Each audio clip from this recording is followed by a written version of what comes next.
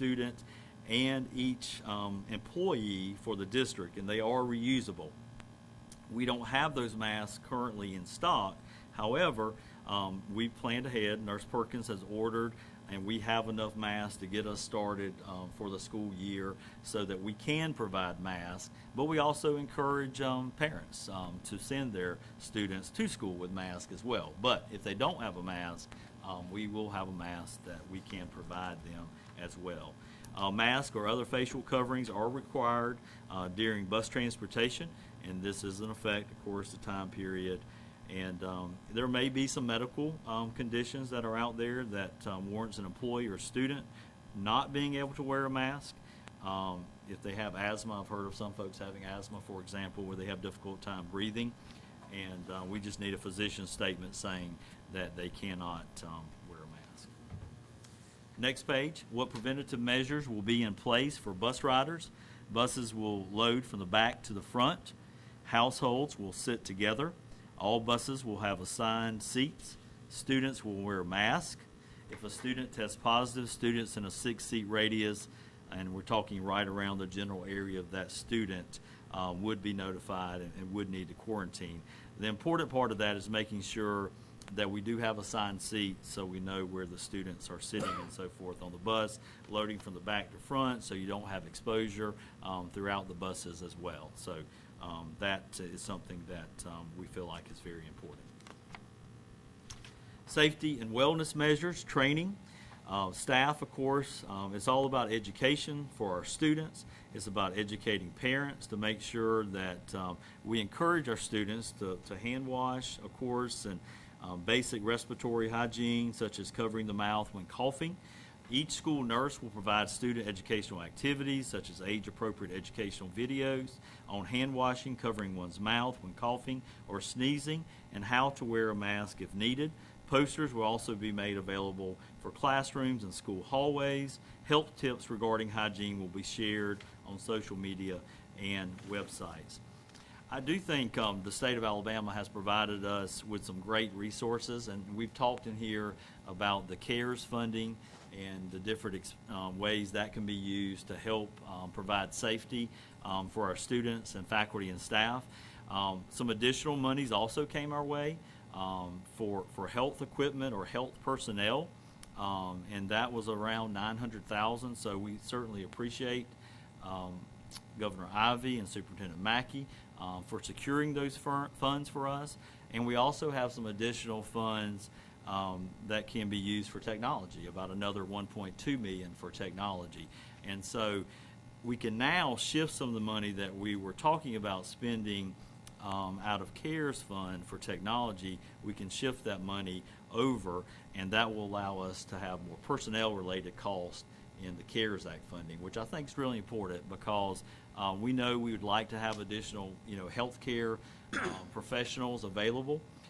We know we're going to need extra staff for cleaning. We've talked about the need to have substitutes on call and ready if a teacher does go out and they need someone to substitute for them. I don't think you can wait and call someone to come in. We've got to have them ready and available, and really in all areas, food service.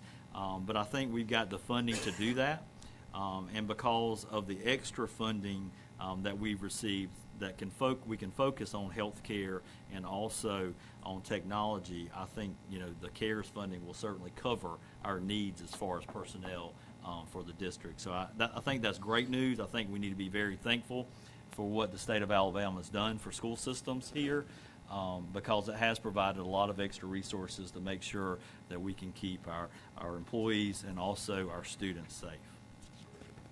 Next page, COVID symptoms guidelines. And we used a temperature of 100, and I think the CDC guidelines are a little bit more maybe, but we're using the 100 degrees or higher as a potential symptom of COVID-19. Employees or students with temperatures under 100 may be admitted unless they have other COVID-19 symptoms. And of course, as of this writing, and it talks about potential symptoms of COVID-19 which can develop 2 to 14 days after exposure. I know we all hear the 14 days quarantine, and that's been used throughout the summer. but some symptoms, of course: fever or chills, cough, shortness of breath, fatigue, muscle or body aches, headache, new loss of taste or smell, sore throat, congestion or runny nose, nausea or vomiting or diarrhea. So those are all different signs that there may be an issue. Students will not stay home or be sent home for just displaying basic allergy symptoms. Just because they have a runny nose, we're not going to send them home. Of course, the nurses are going to be a key component in making some of those decisions and diagnosis. We have built different areas so we can have a well room and also a sick room for kids. So kids that are coming to take medication, they won't need to intermingle with other students who may be sick. So I think that's very important that we've been able to do that. And our principals and Steve have worked very hard to make sure that is in place. Field trip guidance. No field trips during the first 9 weeks. We will reevaluate the situation for the second 9 weeks and beyond as we see how the health crisis progresses. No out-of-state field trips. We have had a couple requests about long field trips to New York or somewhere. We just don't feel like we need to commit to taking those trips at this point. At the end of the first semester, we can certainly revisit that, which I know, there's some fundraising tied to some of those trips, but I feel like we don't need to commit, sign up, and then have to go back and cancel later. No field trips with the exception of mandatory extracurricular competitions such as athletics, band, and state competitions. We don't know with some of our groups like Ag, for example, that might have trips they need, competitions they need.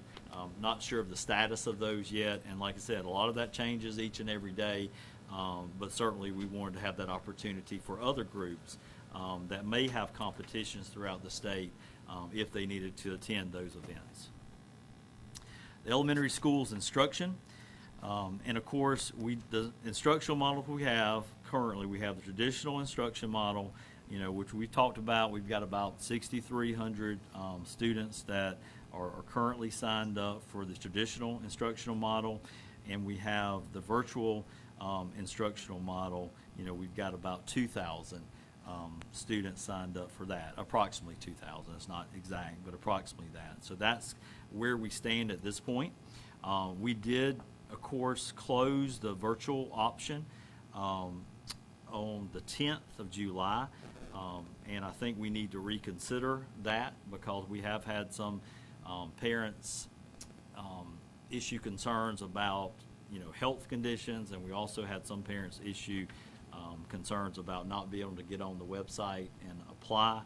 And then we've also had some students who want to go back to a more traditional model as well. So I think that's a consideration we need to have for sure, because there are some folks out there who felt like they didn't have that opportunity to sign up for virtual school.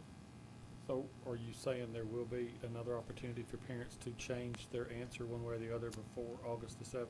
That's what we'd like to recommend for sure, and that would be, we'd have an open window, and I can tell you the dates in just a minute, okay. But we'll have an open window for that to occur where they could sign up for virtual if they chose to do that. Okay, the transition to remote learning, and of course, in this situation, and I know Mr. Christ asked me about, what kind of triggers, something happening in a school. And traditionally, with flu, for example, you kind of use the 20% number if you had 20% of your students out.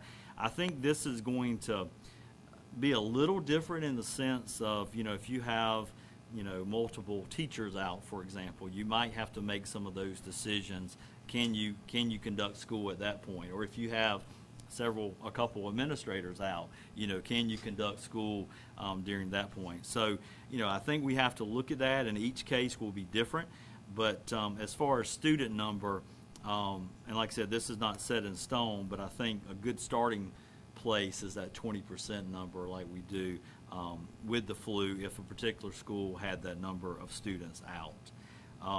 We will, if multiple classrooms or school closure occurs during the school year, the identified individual group will transition to a remote learning model during a time of quarantine. this would not be, if it was our decision to close the school, it wouldn't be forever. We would quarantine, make sure we cleaned the school really well, and then students would come back after that time of quarantine.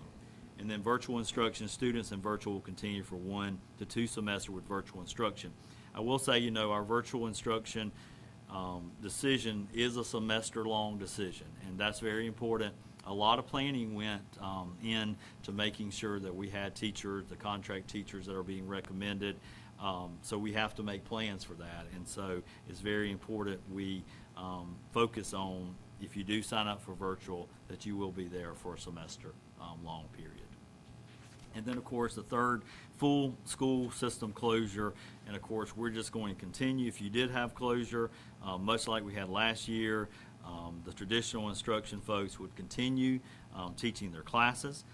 We do think we'll be certainly better prepared than we were last spring. I do think rigor is going to increase with virtual school this year, but we continue having school if a shutdown did occur. And I think that's important for everyone to remember. School's not going to stop if something does happen, and we have to exit that traditional model. Secondary schools instruction, this face-to-face instruction for students who have chosen traditional school attendance, they will receive business as usual classroom instruction, which I think is very important. I know a lot of our teachers and students are ready to get back to that business as usual classroom instruction taking place in the classroom, provided that it can be taken care of safely. All classroom teachers will incorporate Google Classroom into a business as usual. The district expectation is for students to complete 1 assignment per week during the first month of school in Google Classroom to increase the familiarity with using it in the event of another shutdown. I think that's very important. Our teachers have received training in the past on Google Classroom. One of the concerns we heard during the shutdown was that there were different platforms, and parents really wanted, one platform of instruction. And so I think it's important that we move forward with Google Classroom, and I think it's important that our teachers practice a little bit with Google Classroom. And I know there'll be some additional training opportunities probably throughout the year to make sure they're versed in Google Classroom. If students are absent due to a quarantine, teachers will use Google Classroom to assist in keeping students engaged in rigorous and relevant activities. Virtual students who elected to attend school virtually will be taught and managed through selected virtual school teachers using Edgenuity. I think Dr. Moody is very well equipped to handle that program. I'm impressed, with her every time I talk to her. She has things organized, getting things organized, and getting those students ready to go virtually. So thankful for the job that she does there. Students had to commit to virtual school for at least 1 semester. As I mentioned, these students may participate in athletics and school activities if they provide their own transportation. And students in grades 11 and 12, and we talked to Vince about this as far as, on a case-by-case basis, we couldn't overload the classes at the technical college, at the technical center, but we wanted to make sure that they did have that opportunity if there was a need there, and so they've been working with students on making sure that could happen. Next slide, in the event of another shutdown, secondary students who elected to attend virtual school will continue in their virtual school program with no changes. Secondary students who elected to come to school for face-to-face instruction will transition into remote learning with their regular teachers using Google Classroom and Schools PLP. All teachers will provide instruction remotely using Google Classroom and Schools PLP. Students who need devices will be given devices. Options will be explored on providing students internet access. Because of the additional technology money, of course, we have a lot of devices already, but we have more coming that will be Chromebooks and so forth that are coming that will be provided to students for virtual options that they may have. Secondary teachers will continue to teach their classes using face-to-face instruction, using Google Meet and Google Classroom, providing remediation, practice, and enrichment using textbook, teacher-made, and other available online resources. Dr. Strauss? Yes, sir. You mentioned a couple times if they've enrolled into virtual that they don't have an option to come back until after the first semester. Are we making any kind of preparation for if we go back? because we're taking teachers or whatever from the classrooms, classroom sizes, or if we have an incident somewhere where we have an outbreak and not enough for us to warrant a shutdown, is there an opportunity for someone to enroll in virtual after the enrollment period is closed? Well, because we're making plans, we're not planning on opening it back up after this next initial window of opening it up for virtual. So that's not the plan. But I will say that after the first semester, if we have 1,000 students go back to traditional school, then certainly we'll have to look at personnel at that time. And some of those virtual teachers, it would make sense, I believe, to move some of those virtual teachers back at that time if that does take place. I'm kind of more talking of going the other way. Maybe we will, and if everything goes well, I think we probably will. But if everything doesn't, then I think when people start to, if they're really concerned about their health and welfare, then they're going to want an option, and they're going to either take their kids out of our system to enroll virtually somewhere else. Does that make sense? Right. You're talking about after the first semester, you may have some. I'm talking about after the first Like week. October. Okay. I'm talking about if they go back and they say, well, all our classrooms have 30 people in them. We were thinking about virtual, now we've got to do something because we're not going to send our kid into that environment. Then what are we doing to plan for if more people want to go into virtual? Health and safety is going to be, if they're virtual to start, then I understand why we would tell them to stay there. But because they're safe and they're all those things, the reason they selected that, even if they don't really like the platform or the education or whatever they're getting, then they can come back and that's reasonable. But if they come back and they perceive it to be unhealthy in some way, shape, or form, then I think it would be wise of us to have at least an option to be able to say, because they're just going to pull them out and go somewhere else if that's what they have to do to be safe. Right. And I think after this second round of opening it back up, I think the difficult part is going to be able to provide the staffing that we would need if we did open it back up and allowed additional folks to come in. I don't want to lose one student that we have in the district either. But there's a lot of planning taking place to make this happen, with our couple thousand that are virtual now, and then we'll get some more by opening this back up, and we've got to make sure that we can handle those students that do sign up for virtual instruction. I think it's very important, and I think it's great that what happened within our district was that we could hire some additional folks so that we could keep those class sizes hopefully a little smaller. And I know it may vary from class to class, but because we didn't have to withdraw so many of our teachers to do virtual instruction, that should limit the number in the classrooms overall and the schools. I mean, if you take out, I think East was 300 and something students had signed up to attend virtually there. I mean, you take 300 students out of a high school, you can tell that's a big difference when you have that many students not in a building. At the same time, then those classroom sizes, they won't diminish at the rate of losing 312 students if that's what it is, because the classroom sizes will have to adjust because there's no. Right. Classrooms aren't full. Right. You don't have teachers in them, so. Right. Fortunately, we only had to move the one teacher out of East Limestone, so, I mean, we've tried to, like what I'm saying, we were able to hire the contract teachers, so we didn't have as many teachers pulled, so we can maintain social distancing, and like, only the 3 largest high schools got one teacher removed, and then we had some elementary teachers removed, but we were able to hire some contract teachers there, so hopefully the classroom sizes are going to be smaller, and some probably will be smaller than others, but that's the goal for sure. Be able to provide information on classroom sizes above 25 or something like Certainly, that. Would you do certainly. that before the school year starts? Not, We should be able to do that, yes, sir. I'd be interested Okay. to just know that. Above 25 or so? Somewhere, whatever y'all would think, where they can stay 6 foot apart. Okay. Okay. Yes, sir, I'll certainly do that. Good round number, I guess.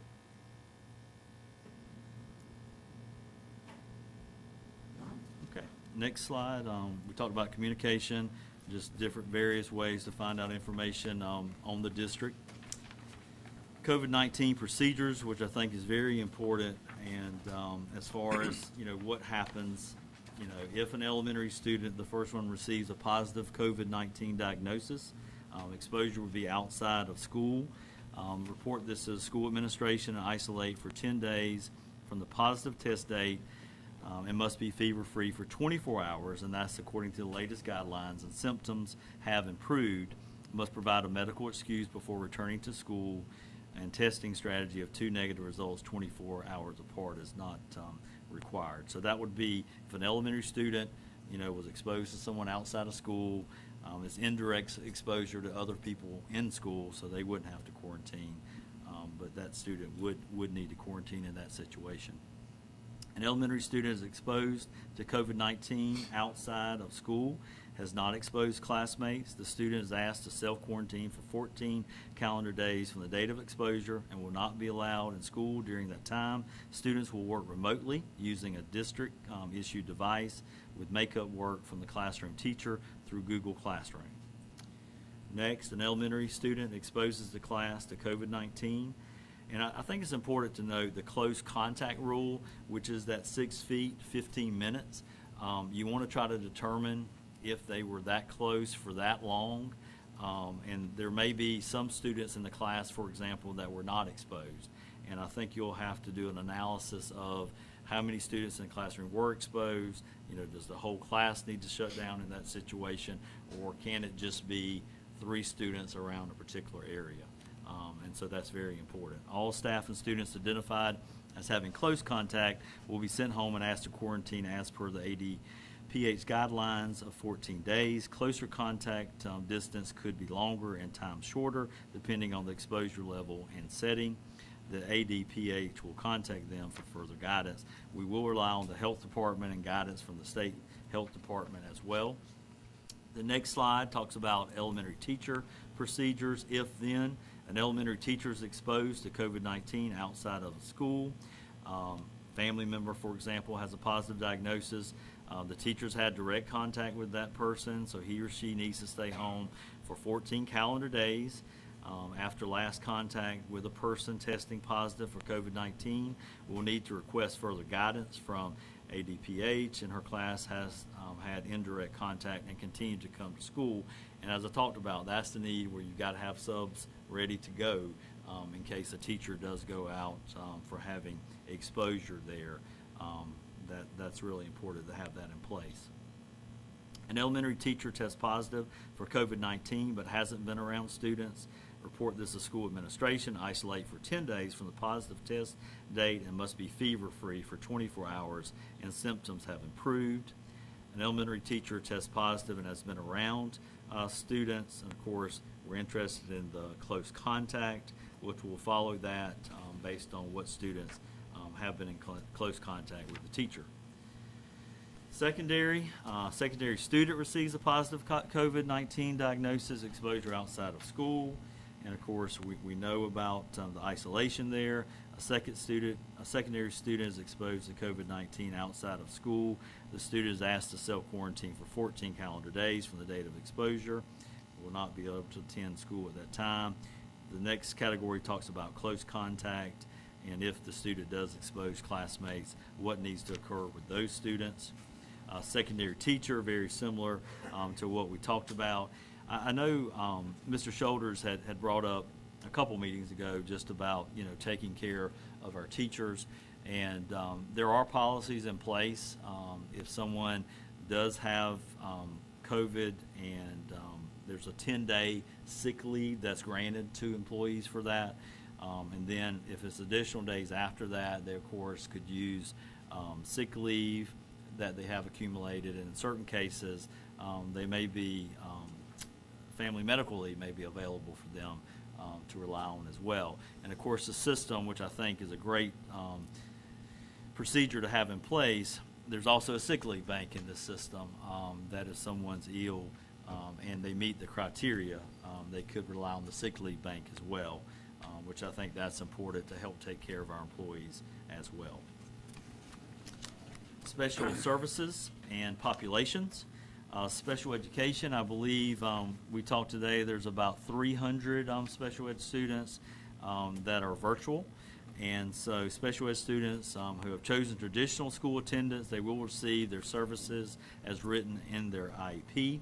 Special education teachers will incorporate Google Classroom into their daily instructional routine with all students with IEPs to promote the use of Google Classroom. If students are absent due to quarantine, special education teachers will use Google Classroom, Google Meet, and at times phone conversations to provide accommodations, modifications, and services based on their IEP. This includes related services such as speech, OT, and PT. And then 504, students with a 504 plan will continue to receive their accommodations based on their plan as well. With virtual instruction, special education, and 504, students with an IEP who elected to attend school virtually will receive services based on their IEP. An IEP meeting will be held to develop a distance learning plan, which will be included in the IEP. The services will be provided through Google Classroom or live sessions in Google Meet, and at times through phone conversations in order to address the needs on the IEP distance learning plan. And if needed, students with IEPs will receive a device for virtual instruction. And of course, students with a 504 plan will continue to receive their accommodations based on their plan. And then there's information about face-to-face instruction for English learners. And I won't read through all of those, but for EL students who have chosen traditional school attendance, they will receive business as usual supplemental services by the EL teachers. So those services will continue as they would in any other situation. EL teachers will incorporate Google Classroom into their service time with all EL students, as well as continuing to individualize quality instruction to develop language proficiency. Sounds very familiar to the other options that we had. Virtual learning. EL students who elected to attend school virtually will receive supplemental services by the EL teacher assigned to the student's home-based school. Supplemental services will be provided through Google Classrooms or live sessions in Google Meet, and times through phone conversations in order to address individual language needs. They will be provided according to the EL students' ELP, and also in equivalent manner to services they would receive in a traditional setting. Services will be provided in 30-minute sessions for 1 up to 5 days per week. So special ed students, EL students will receive their services with either model that they decide. Conclusion, the Limestone County School District will continue to provide high-quality instruction in a safe and healthy learning environment. I will say that we will make adjustments according to guidance from state education and health agencies as necessary. You know, this plan is or has been developed based on the latest information that we have. It's based on what we can provide our schools, what we can provide our students, and you know, is it a perfect plan? Is there a perfect plan? And you know, I can't tell you, and I'm not going to sit here and say that we have all the answers. We're trying to get, of course, the best answers possible to make sure we can have school and take care of our students and employees. But things may change. Things may change, and we've got to adjust. We've got to be flexible. I've asked folks many times to please be patient as we go through this. We are going to try our best and give it our best attempt as we do try to reopen school. And I just appreciate everyone's input. I appreciate everyone listening to our reopening plan. And at this time, I know the board may have some questions. All right, gentlemen. Questions? One question I have, Doctor, you talked about visitors coming into school, and you stated visiting cafeterias. Are we excluding visitors from coming to schools, period? Or they just can't come to the cafeteria? No, sir. We're trying to limit visitors coming for school for just that first month of school, okay? To limit that activity, folks coming in from the outside, we're trying to limit that. But we are looking at just the first month of school. We will reevaluate that after that time. My second question is the spacing, the social distancing. Do we have schools where we cannot social distance our kids? Yes, sir. I think, you know, as the roadmap that Superintendent Mackey put out some time ago, you know, there are cases where you have to do the best you can do. And so I can't guarantee in a particular classroom, You know, I know the number used was 25. We're going to do the best possible attempt that we can make to make sure we do social distance, but that may not be possible in every class that we have. But because we do have masks and we are requiring masks, that is another safety mechanism that will be in place if it's not exactly 6 feet apart between each student, because we know according to certain class sizes that may not be possible in every classroom. In a case where that's not possible, will parents of all of those students be notified that their kids are not social distancing in that classroom? We have not discussed that notification at this time, but that's certainly something we can consider.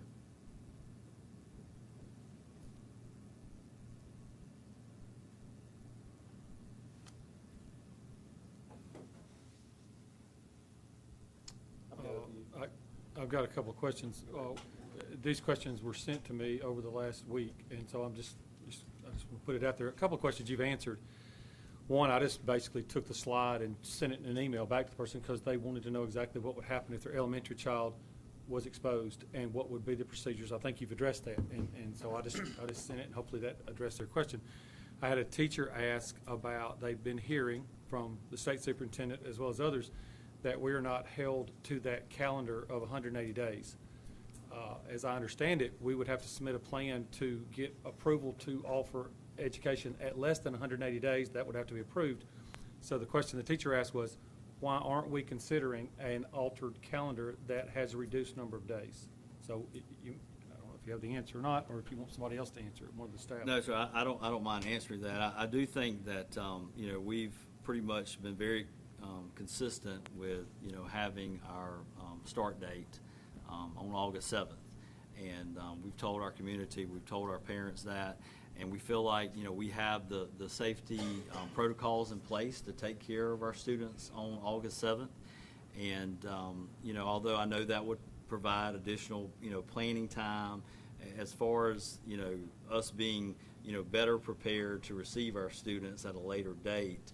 Of course, everyone would like to have additional planning. You can always, plan more. We did go back and take away some of the PD so that teachers could spend, more time in their classrooms, have a couple days that they would have to devote their classroom before school started. We felt like that was important to give them that opportunity. But I just, feel like a lot of folks have made plans to start school on August 7th.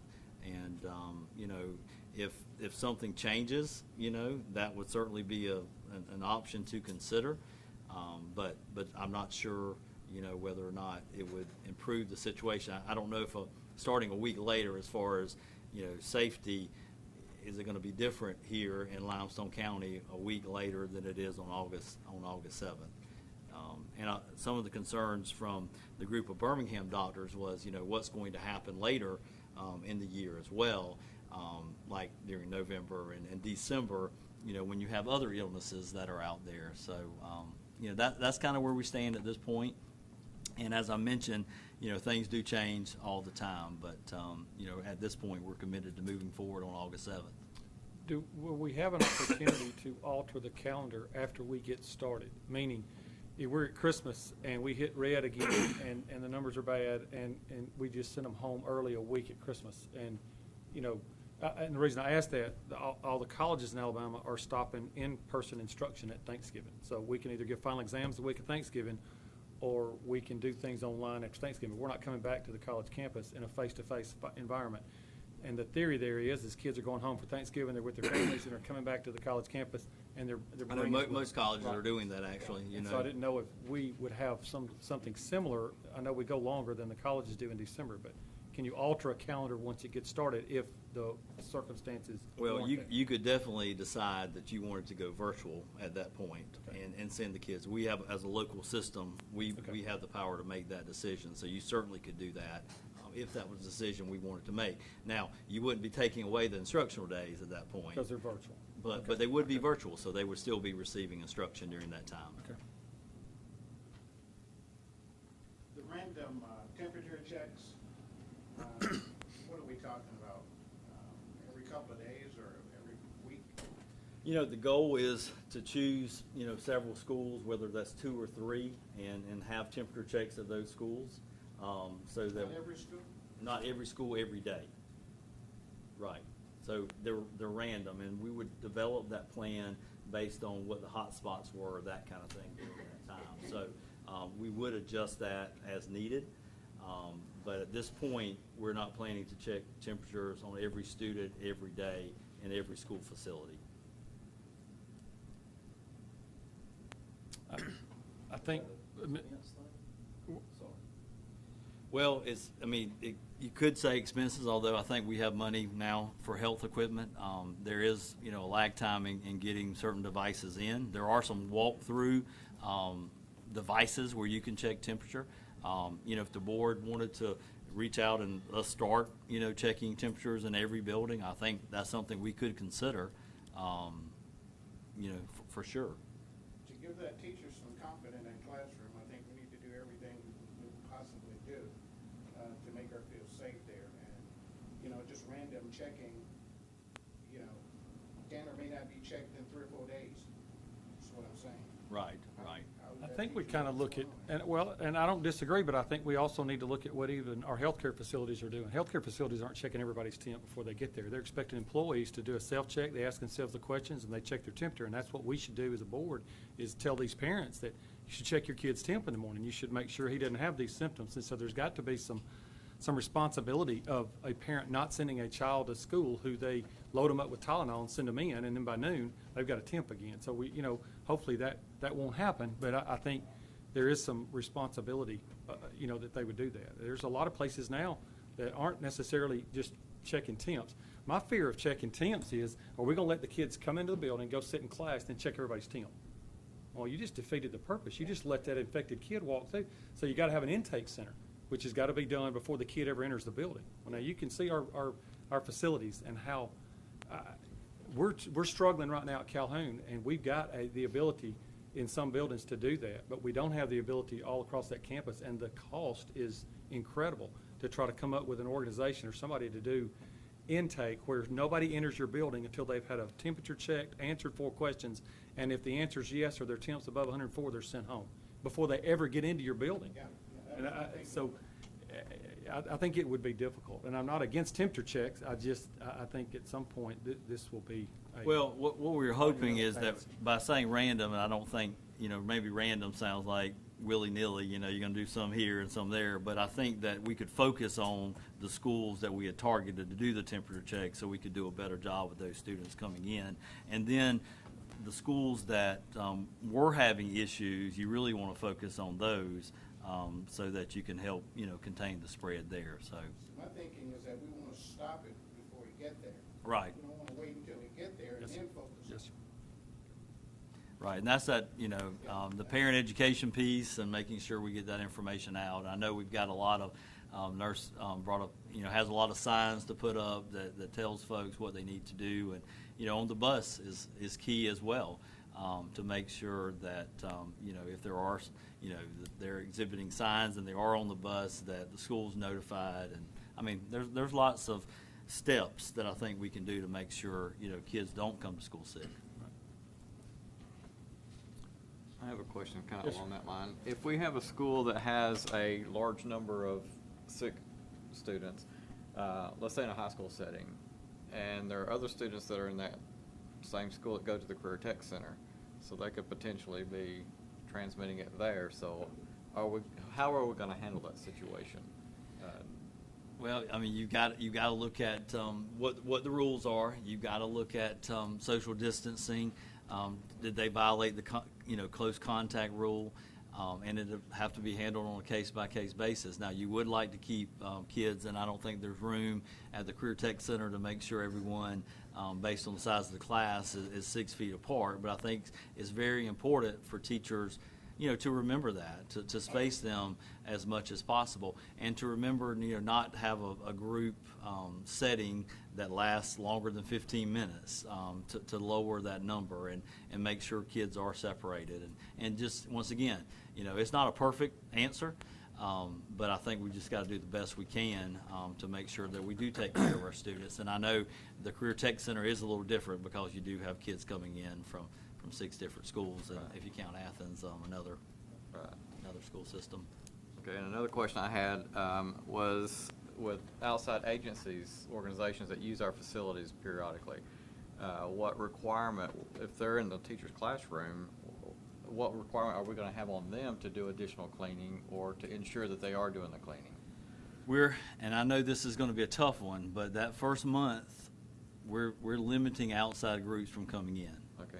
Okay, and I know that's tough, and we want to get everything started after Labor Day, but I feel like we've got to be tough on that, keeping outside groups from coming into the school. And But so I'm talking about if they're renting the facilities. well, I'm even talking about that if it's an inside type situation, because the extra time we would spend cleaning, I mean, we've got to make sure it's clean and ready to go Right. for school the next day. And I know that's a tough call, but I feel like that's something we've got to definitely stick to, But that'll be reevaluated, right? Right, exactly. We're looking at the September 4th, first we're looking month. at it, and then we'll go another 30 or 60 days. right? So Exactly, It's yeah. not permanent, it's Yeah. just, Okay. I have a couple of questions myself. We're asking everybody to step up and do extra. But we're choosing to pay some of those people to do extra, but we're not choosing to pay some. My question is, we're asked tonight to approve several nurses that are doing some extra things. But here we're asking the classroom teachers, they're there to teach. But we're asking them to also spend extra time cleaning their classrooms. I personally have a problem picking and choosing who you're going to pay extra duties and not pay extra duties. Well, and I think, when we're talking about extra duties, or we're talking about, these are extra days, extra time. It's not time that they're, paid to work. And so, with this situation, with us making sure we have enough safety equipment in place, we feel like we really need, for example, our nurses to step up and really, make sure we've got everything we need as far as masks and soap and other health equipment. And so, it's not them getting paid extra for the same days that they're working. This would be additional time for them to receive that pay. My next question is extracurricular activities. How are we going to, if a student from another school comes in contact with our students, how is that going to be handled? Along with that line, at our sporting events and all these extracurricular activities, are parents going to be required to wear the mask and social distance? Are the concession stands going to be open? All that? There's a lot. Those questions have not been answered. Rusty and I have talked briefly about that. We know we need to make some decisions. First football game, is that the first sporting event? End of August. So we've got a little time, and we want some more direction from the Athletic Association. We were told today that we would receive more direction, hopefully by Friday, on possible percentage of the modified crowds and how to have a concession stand and stuff like that. So we're expecting more guidance Friday, hopefully. Did the state send out something about they were going to extend the players on the sideline from 10 yard to 10 yard social distance? Yeah, On they're- the sideline, that made no sense to me. They did, they extended it from 10-10, and they put a buffer on how many journalists can be on the sideline. They're leaving it up to the home stadium. They can now, normally, while they're asking people if you're not essential, then they don't want you on the sideline. But they get out in the trenches and go head to head, and then after the game, I saw they're not allowed to shake hands. That's correct. That makes absolutely. We're That's not expecting- We're We're expecting more guidance hopefully this week, if not this week, we'll certainly get next week. I know Dr. Shearhouse, talking to Commissioner Gill, they're wanting to push towards contactless ticketing and to use online, prepaid tickets and stuff, so we've got some adjustments that we're gonna have to make in the coming week or so. Hasn't most of our guidance ended with a sentence, you have to do it. You have to come up with your own plan. I mean, we're talking about waiting on guidance. Seems like all of our guidance from the state ended with, and then principals, you figure out what's going to happen in your school, you know, in your stadiums, and that we might ought to go ahead and figure that out. What about Well, the governor, I mean, if the governor continues the mask ordinance, then we don't, I mean, that'll Right. answer that question. That'll be And I don't know if she will or that'll she be won't. Friday, so yeah, Yeah, that so- will get that news. So That'll answer that question, maybe. There's some groups that have already paid well in advance to attend out-of-state functions. How, if we limit that, what about the money they're just gonna lose it? you know, I'd have to know, you know, specifics and see where we go from there if they have paid already to attend those events. Do you know what events? There was a band, I think there was a band that contacted me earlier and said that they had paid some fees, hotel reservations. Like to go to New York or something like that. So Washington, maybe. Yeah. I think it's all. But hopefully that second semester. But I know some of them are starting to. But you know, we'll just have to go with what's in place at the time of the new year, the second semester. But hopefully they can. I would love it if they could go, and maybe there'll be a vaccine in place by then, and you know, everyone can go where they would like to go at the time. Dealing with classroom sizes, would we consider, we already have athletes that go to tech school that would do 0 period that starts at 7 o'clock, those kind of things. Is that something that we would consider? We've got teachers that we pay to do 21st century that get paid an hourly rate after school, in addition, an overtime rate, if you will, something like that. You're talking about allowing teachers to teach a 0 period so that they would be able to spread their classes out and have less. Could we consider That can be a consideration. those kind of things? That can be a consideration. Something So that you do have consider. smaller classes is what you're.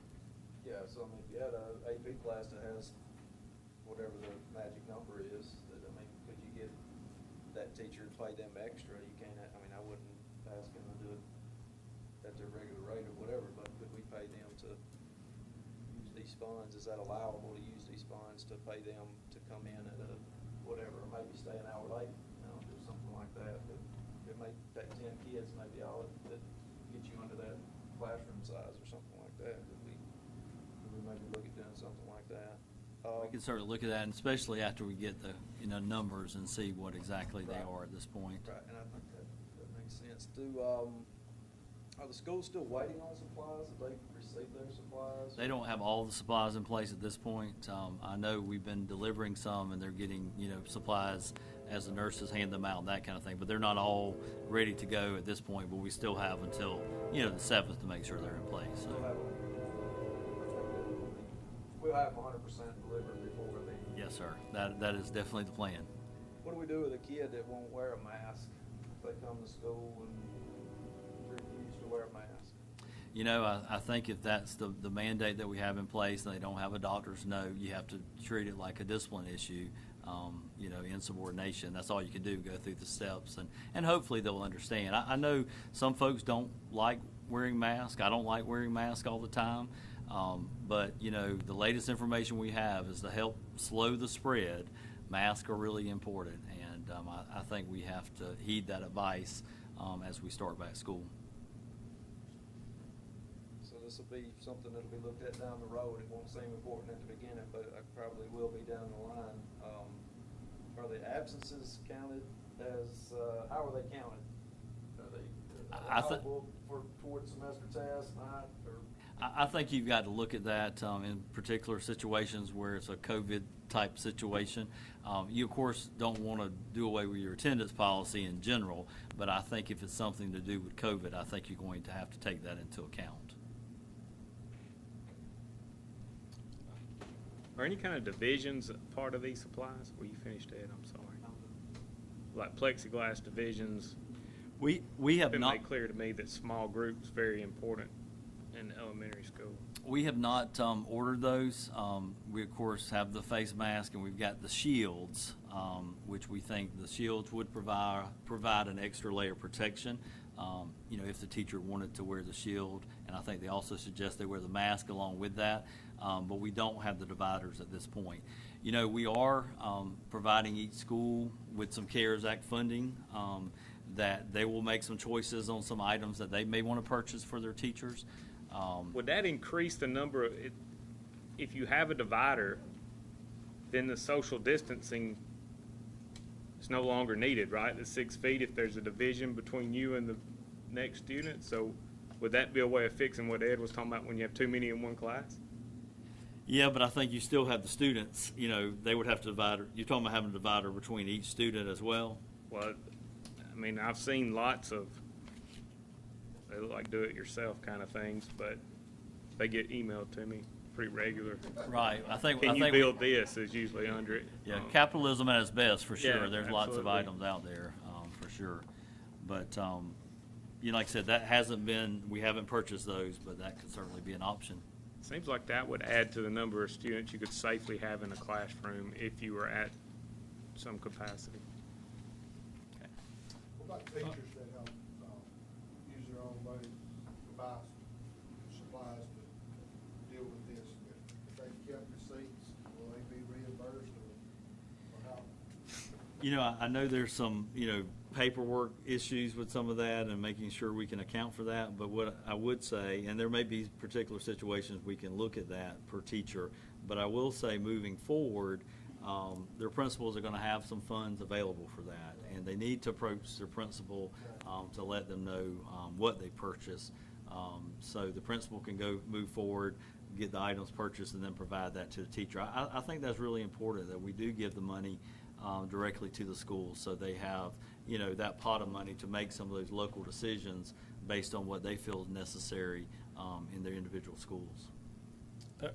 Thank you, Mr. Glaze. I was going to ask the same question, Ms. Hubbard. I was going to direct it towards you. Are there some extenuating circumstances being allowed in an audit situation where we might refund a teacher who didn't have a receipt but could document through a memo of what they had spent, and plus we had the device, whether it be a divider or whatever, and we could help give that teacher their money back within a limitation? Because I understand we may have people coming back with all kind of crazy things. So I think teachers have gone out. I don't think I know that teachers have gone out and they've started trying to create an atmosphere in their classroom that they feel is safe. They weren't told to do that, but our teachers are pretty creative, and they knew they were coming back and teaching. They want these kids back. So I don't want to just let people take advantage and just spend money crazy, but I would like to be able, if it's possible, and within an audit. I don't want to get us in an audit situation, but is the CARES Act and some of this, this is an unusual event. This is unusual, and I've made several calls to the State Department, and we talked about bid law and talked about everything that goes around. My auditor has been there, auditing my books this week. She's been there for a while now. This day was really her last day. I've got an email that came down from the Alabama Department of Examiners, from their legal counsel, that tells us that everything that was in place before is still in place now, as far as bid law. And the only thing they slacked up on us with is the advertising part of bids. So the tracking of money, the purchase orders, the receipts, and everything is still going to have to be in place just like it was before. Now, will they lighten up later on and let us go back? Maybe, but so far they have not. All right, let me ask you this. Is it, and I hadn't asked anybody else this, so I'm asking this publicly, okay? So the board members may not agree with this, and if you don't, that's fine. I'm not asking for a vote. I'm throwing an idea out there. Would it be possible for us to come up with a separate allocation to all the teachers as supplies, even if it's a small amount, that we just allocated to those teachers that would be considered supply money? If you took that as board action, you could do that. Okay. I think we're premature on doing any of those things. Well, no, I didn't. I just asked, could we? I can understand why somebody would go out now because they're worried about a Yep. run later on, right? When we go back to school and there is no hand sanitizer, then I'm not going to have Whether any. there's So already or not, I'm trying to order, trying to secure, like we said, to order Chromebooks. You might call today, get your estimate, and they tell you they have X number of Chromebooks. Right. Well, by the time you decide, are we going to buy this new Chromebook, we're going to get the signature, we're going to get the authorization of the need, the requisition, the time you Well, I got 20 webcams, been back ordered for 2 months. So, I mean, Well, I think it's critical so it's, that as a district that we would provide what we already have. So I can understand why if I was gonna be in that environment, I think I'm gonna need all these masks. I'm at Home Depot, I'm gonna grab these masks. But we may have 1 million extra masks Right. that, so I think communicating what we have to the people that are gonna be needing to buy something would be the critical juncture of where we're at right now. Because as soon as we go back, then everybody's gonna want those items. Well, I know they've worked hard, and Allison, and they've secured, we have masks, we have hand sanitizer. So they have worked hard to get all that in place, to be able to supply the needs of the teachers and the Right. students. So if a teacher is bought, so that's what I'm saying, I think we're premature, that if we've got 5-gallon buckets of hand sanitizer at every single door within the school, and they went out and bought hand sanitizer, then they shouldn't have bought hand sanitizer, that seems cruel, but but we have to communicate as a system to them what we have, so they will know what to buy if they wanna buy it. Maybe we can't get our hands on wipes or whatever it is, that we don't have those, and if you want wipes, buy wipes, but, it would make sense for us to reimburse them for buying hand sanitizer if we're gonna have surplus. I don't disagree. It's not hand sanitizer. They can use hand sanitizer at home. They're scared of how they're going to teach, what it's going to look like. So they're buying stuff so they can. The ones I know are buying stuff so they can teach the same way they've been teaching, small groups or clear masks so they can watch their chin go up and down and count syllables and things such as that. Instead of saying we're gonna give so much money, like per teacher, and that may cross the line saying per teacher, you give so much just like we're giving it to school. Maybe when we send out like janitorial supply money, we just increase that janitorial supply money, and then that can be shared with the teachers. So you have to a direct action to go against any kind of laws that we're just gonna pass this out to the teachers, because they get their eyes to the money, their facial structure, that kind of money. So it'd probably be better suited if you send it out as janitorial supply money, something like that. Just throwing the idea out there. You throw one bad idea out there, next thing you know, we get some good ideas coming, so, All right, good. All right, any other questions about the? I was just going to say, sir, go ahead. with the CARES Act funding, a couple things. Like, for example, it's about $18 per student. So, in East Limestone High School, it would be about $22,000, okay?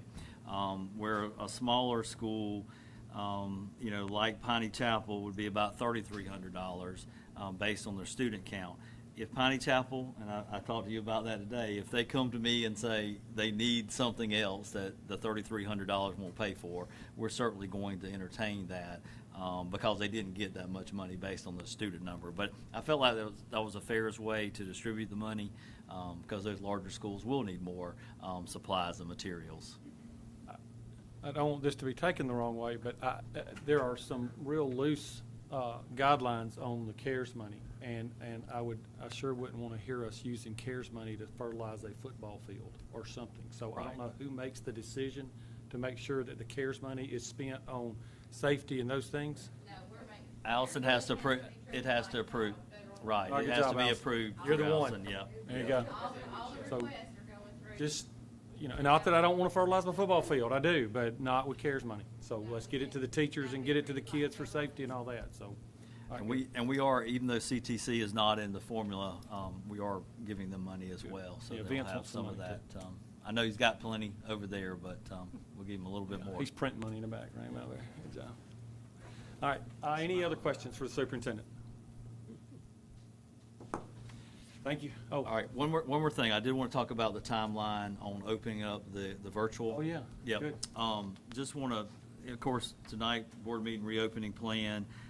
We are going to open the enrollment extension for virtual from July 31st through August 3rd. Okay, so that's Friday to Monday. We also, on Wednesday this week, we'll do a virtual school phone call, school messenger, and post on social media. We will have a return to tradition enrollment form, so if someone wants to come back that signed up for virtual, they can come back, and vice versa. On Thursday, virtual school phone call, school messenger, and social media post to let them know about this as well, trying to make sure we get the word out as much as possible. And then Friday, special education phone call by Mrs. Reynolds for her parents. And then we're also going to have a couple of dedicated phone lines where parents can call in to ask any questions they may have during Friday as well. And then on Monday, the enrollment deadline, it closes at midnight. Okay? And so these will be for additional students who want to sign up or that want to change their mind at this point. One more question. Mr. Winter asked the question early on during your presentation about would parents, if they got into this thing in September and realized, man, I got to go virtual. I ain't sending my kid back to that school. Whatever we've done is not good enough. And you kind of indicated that they might not have that option and we could potentially lose them. What I would ask is would there be a way that we evaluated a lot of different, so instead of just having an absolute no, there will be no changes, we're looking at things like numbers and number of kids that are sick and I just think we need to be flexible. Okay. And that's I understand what y'all are doing. Y'all got a plan, and you can't just let another 100 kids run out and be virtual or leave the system. But I want parents to feel like we as a system are being as flexible as we can be in the middle of not knowing exactly what we're doing. And when I say we, I don't mean the system. I'm saying nobody in the country knows exactly because it changes every week. So that flexibility, I think, will be important. I don't want a kid to leave us and go to Huntsville. No, I don't either. And on a virtual platform, that'll be a whole lot easier. And so that would be the only thing I ask is that we evaluate some other parameters and say, well, we might need to, Okay. So I'm can certainly take a look back at on it. that then, and I've asked you this before, but what about students in other systems that are already planning to go virtual that want to have their students in an in-house classroom setting? What are their options? Yeah, we were concerned about the numbers, that we may get a lot of students that wanted to come in and we may not be able to handle them because then we wouldn't be able to social distance and maintain some of the things we have in place. The last number that I've heard, the max, and it may have changed, so this is a few days ago, but 10 students wanted to go to one particular school. And if that's the case, I think we can accommodate them. But we didn't want to just say, everybody that wants to come can come because then hiring these extra teachers to teach virtual school is not going to lower our class sizes at all. So we did take that into account. We'll continue to look at that, but if it's 10 or so, we probably can accommodate that number in a certain school like East Limestone, for example. That wouldn't really be detrimental to them. Okay. Okay? All right, good. All right. Yes, sir. No, you're fine. Go ahead. One other thing that I want to reemphasize here, I want to go back and reemphasize something that I've already said, and it's concerning the procedures that we are not able to meet. According to CDC, what they're asking us to do, the distancing is primarily important in my mind. If we're not able to do that, I would hope that that principal would have permission and then notify those parents who have kids in that class. Now, this is one requirement that we're not able to meet, is social distancing, and this is why. Make sure that those parents know where their kids are and what they're up against every day. I don't know if that's opening up a can of worms or what, but that shouldn't be under the table. Parents ought to know that if there is some requirement that we can't meet and they've got their students in our care.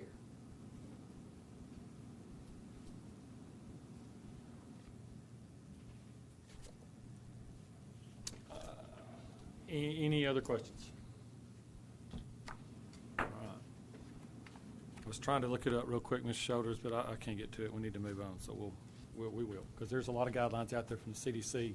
I even read one, something about 3 foot and not 6 foot. 6 foot's Right. the best, is recommended. Well, heck, if 6 foot's good, 15 would be great, but that's not feasible. So the 3 foot would work. So we just need to make sure we like got I the said, latest. There are a lot that are recommendations, and in some certain situations, they know you can't abide by every regulation they have in place, and you have to take that into account too, based on your situation. All right, good. Okay, no other questions. All right, we've got a consent agenda. Can I get a motion to approve the consent? The price increase?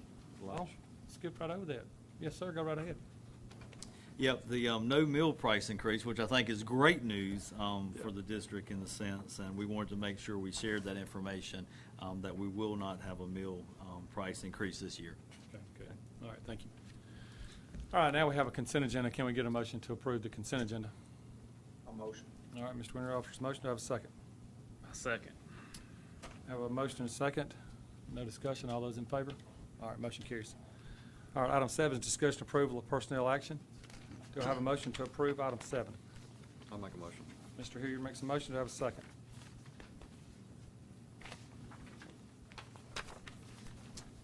I'll second. All right, Mr. Winter offers a second. Do I have any discussion or questions? Yes, I have. Go ahead, sir. Item I-9.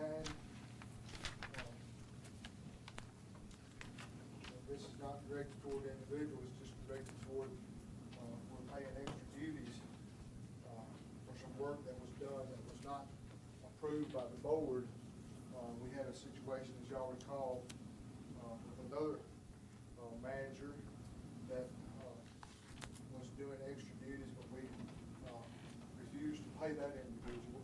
But now we're asked to do the same thing here, basically.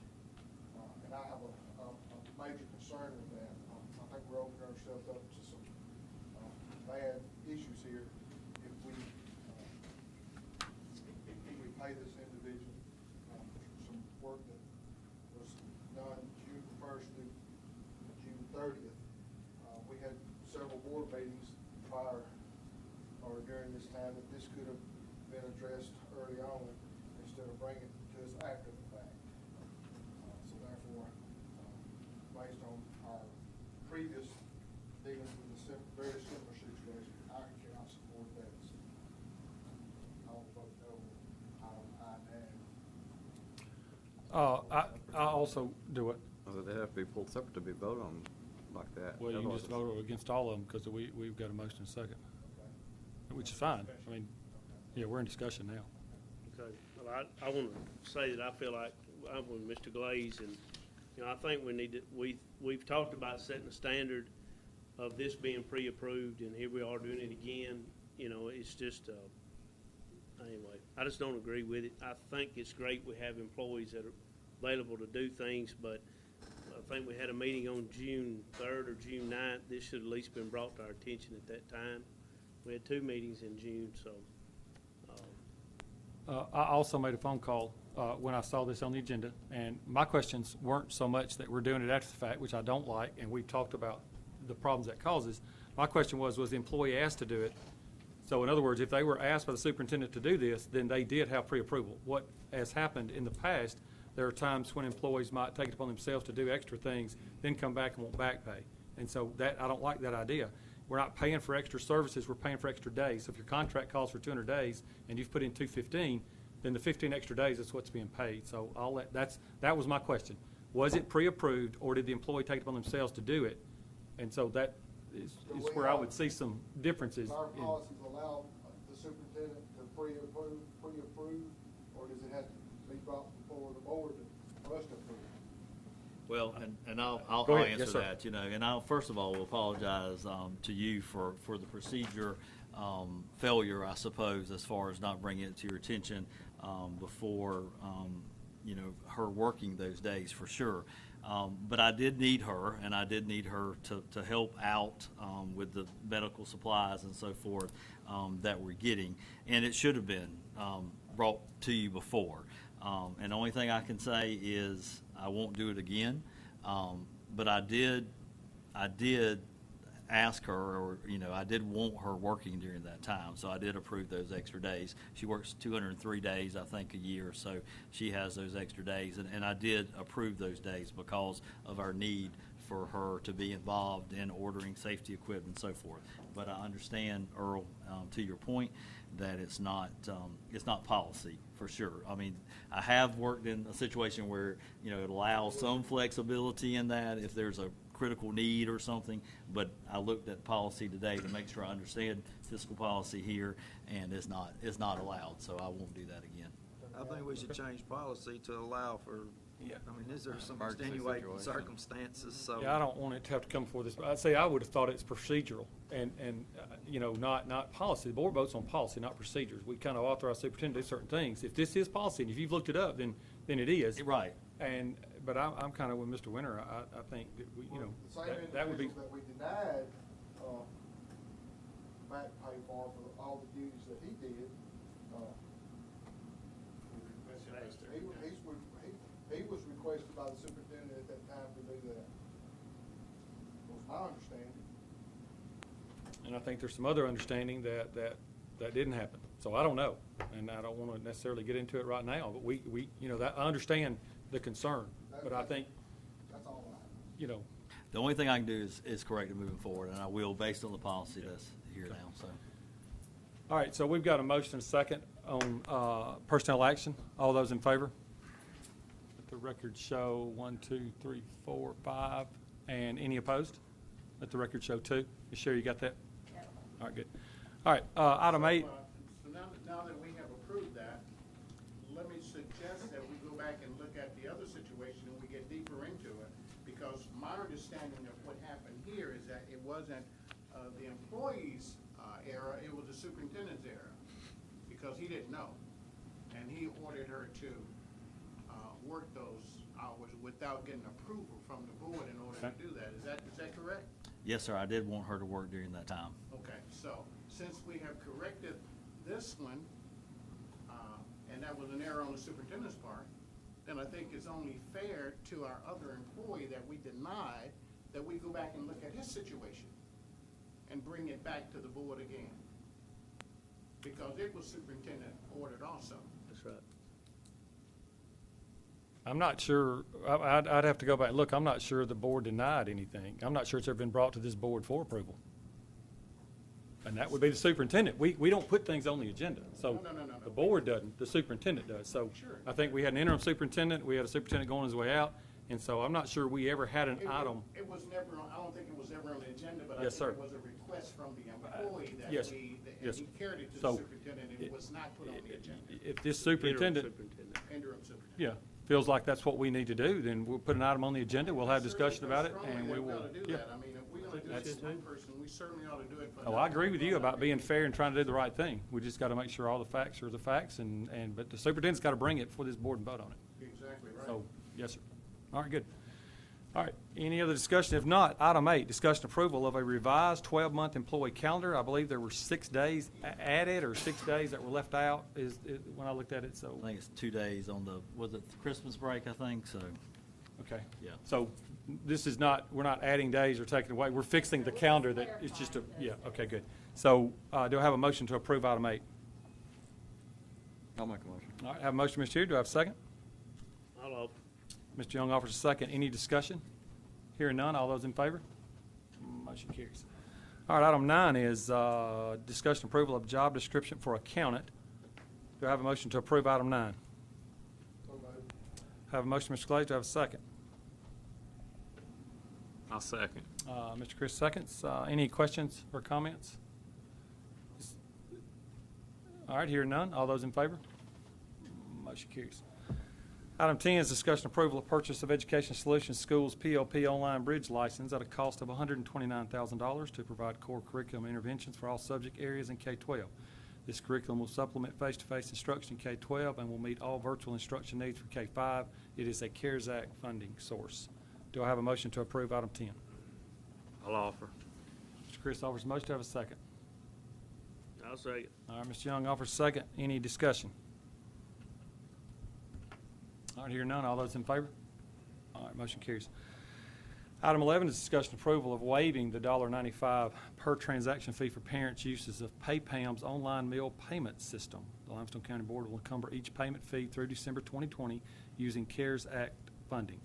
This will be at a rate of 4.6% per transaction. The arrangement will be reevaluated to go forward after December 2020. Do I have a motion to approve item 11? Mr. Glaze makes a motion. Do I have a second? A second. Mr. Shoulders offers a second. Any discussion? Is it $1.95 per transaction or 4.6% per transaction? The parents pay $1.95 per transaction,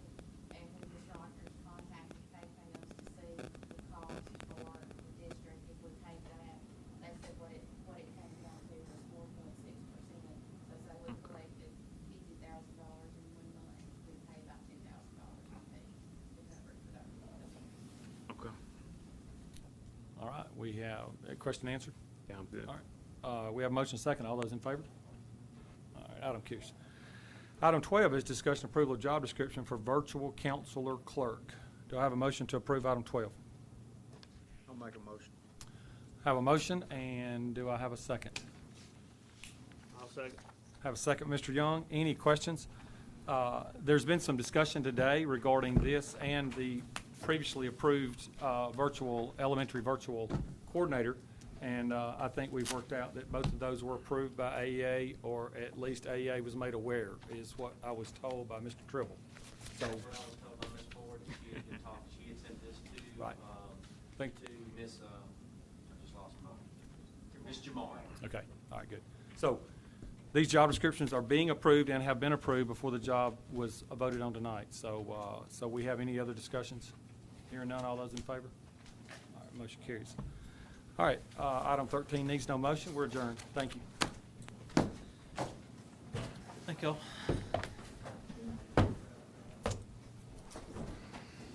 I think the plan overall, pretty self-explanatory.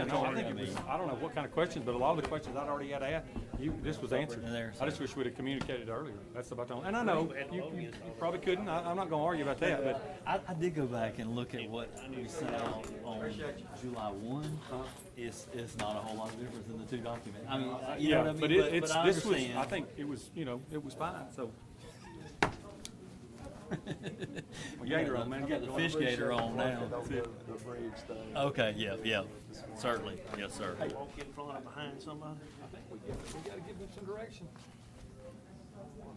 on whether we're going to pay this extra supplement. Well, I know. That but informed you exactly what I they know, get. but that's what we got to figure out. First, we got to figure out who's telling the truth. And I don't care. Oh, I don't That's know what about your those. job's going to be, is to bring us the motion. If you can prove Tom Sis told him to do Does it he and even know promise what we're something. talking about? Yeah, he knows a little bit of it. So, this was not the same thing. I don't have any details other than, You know, other than supposedly he was told, and then supposedly somebody said he wasn't told. I think you're going to have to go all the way back to who was doing the job before, and what their responsibilities was, and what they are now. That's what I was told, is that Daryl Adams did a whole lot more than when he took Steve out and moved Daryl and Steve separate. I mean, Rusty and Steve separate. Now, all of a sudden, you're making the same money to do this. But listen, I want to, if somebody's